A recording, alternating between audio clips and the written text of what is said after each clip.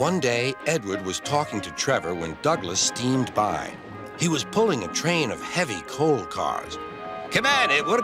Stop gossiping in the sun when there's work to be done." Later, Edward spoke to Douglas. "Trevor and I are old friends, and you and he have a lot in common, too." "We do?" quizzed Douglas. "And what would that be?" "Scrap," said Edward quietly.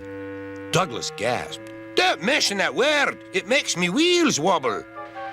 "It does the same to Trevor," replied Edward. "He was being sent to the scrapyard, but the vicar and I saved him, and now he's really useful again. Even so, Sir Topham Hatt certainly does need another steam engine here." "Aye, he does, and quickly." That night, Douglas was still working. He had taken the midnight goods train to a station at a faraway part of the island where only the diesels work.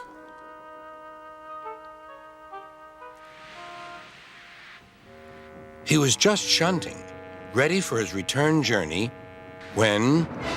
"That sounds like a steam engine," he thought. The hiss came again. "Who's there?" asked Douglas. A whisper came. "Are you Sir Topham Hatt's engine?" "Aye, and proud of it."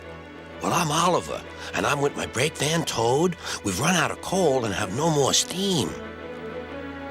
"But what are you doing?" "Escaping." "From what?" "Scrap." Douglas shivered. Then he remembered Edward's story about saving Trevor. "I'll be glad to help you. It'll have to look, though, as if you're ready for scrap and I'm taking you away." Their drivers and firemen agreed to help, too. Everyone worked fast. "No time to turn round. I'll run tender first. Come on."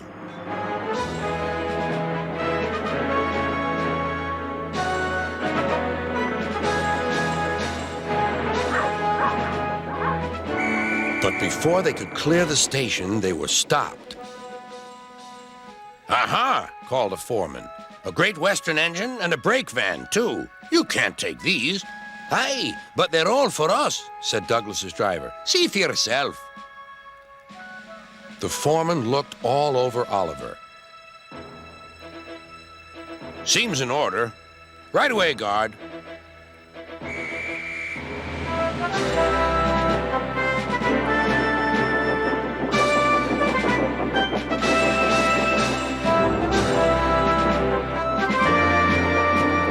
"That was a near thing."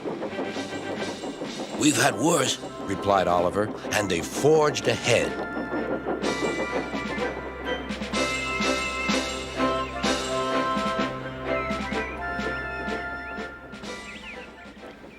It was daylight when their journey ended.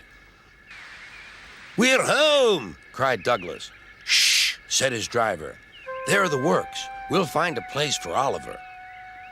Oliver said goodbye and thank you, and Douglas puffed away.